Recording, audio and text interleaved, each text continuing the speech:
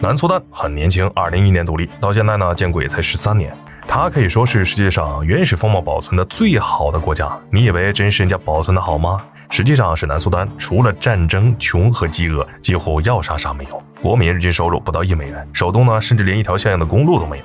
他以为独立就能过上好日子，然而这只是噩梦的开始。这究竟是怎么一回事呢？今天球哥就带大家来了解。南苏丹位于非洲东部，与苏丹、埃塞俄比亚、中非、刚果金、肯尼亚和乌干达接壤，国土面积约为62万平方公里，人口约为1500万人。很多人知道苏丹，但对南苏丹没多少了解。这南苏丹呢，说白了就是苏丹南部。他们在2011年干了件大事，举行独立公投，要从苏丹独立出去。当时参加公投的人数超400万，其中选择独立的人高达98.8%。他们的独立可谓是民心所向，而南苏丹呢，也不出意外的成了世界上最年轻的国家之一。南苏丹的资源相当丰富，就说石油，他们的储量就有约47亿桶。在没分家之前，苏丹是非洲最大石油出口国。这次一分家，大半的石油资源都分给了南苏丹，而且南苏丹耕地也多，约2500万公顷。最关键的是，这些土地大多都是黑土地，黑土地的面积和我国东3成差不多。如果这2项资源能够得到充分的开发的话，不说成为世界最富吧，至少把日子过好是完全没有问题的。然而南苏丹呢，偏偏就没能做到。如今的他都跑去和索马里、中非等国争夺最穷国的宝座了，这到底怎么回事？南苏丹建国呢是建得挺爽的，高达98%的支持率，几乎所有人都想着要和苏丹分家。然而建后却直通火葬场。南苏丹惨到一个什么程度呢？总 GDP 仅44亿美元，低到没人看呢。我国一个小县城的 GDP 估计都比他多，人均更是低到只有300美元出头，当地人一天的消费还不到1美元。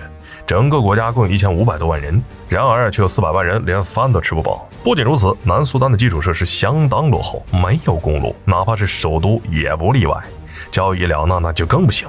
直到现在，南苏丹的文盲率都高达90%，国内呢也没有医院，生病了要么在家等死，要么去国外看病。南苏丹人的平均寿命呢仅有57岁，其中疟疾是导致南苏丹人死亡率最高的疾病，占了总死亡人数的1/4。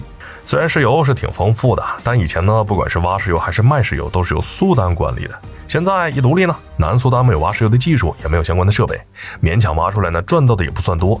但国家98%的收入都得靠石油，像是工业品啊、生活用品啊，自己造不出来，全都得依赖于进口。更恐怖的是，南苏丹现在已经够穷的了，而它的石油资源却在逐渐枯竭，还剩不到几亿桶的储量。也就是说，现在的南苏丹还远不止于此。而且南苏丹不仅穷，还很不安全，时不时呢就会发生各种冲突。走在街上，冷不丁呢可能就有一枚子弹落到当地人身上。当地的危险程度，连驻扎在这里的维和部队有时都无可奈何。明明有这么好的条件，为啥南苏丹还是这么穷呢？南苏丹之所以会这么穷呢，除了基础设施不行外，很大一部分原因呢就是因为战争。苏丹和南苏丹为啥会分家呢？一个是宗教原因，北面的苏丹吧信奉的是伊斯兰教，而南苏丹呢则信的是基督教。在没分家之前，苏丹一直想南苏丹改信基督教，因为这事儿吧，苏丹还打了10多年的内战，不仅耽误了发展，还把整个国家打得只剩一口气儿。再加上明明石油资源大部分呢都在南苏丹，结果吃的满嘴流油的反而是苏丹，这就让南苏丹很不爽，不仅又打了一次，还不停地嚷嚷着要分家过日子。而结果就是分家的确是分成功了，石油资源呢也大半落到了南苏丹手里。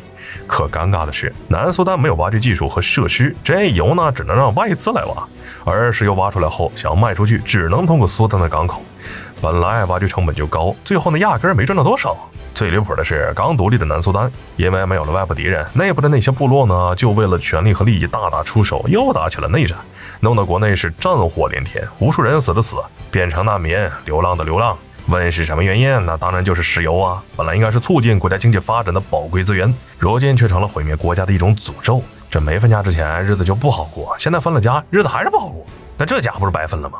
而面对南苏丹的困境，我国也是伸出了援助之手，从基建到医疗等方面来帮助南苏丹。而南苏丹呢，也应该尽快让国内稳定下来，才能更好的发展。好了，本期视频到这儿就结束了，麻烦各位看官用你发财的小手给来个点赞、关注呗，咱们下期再见。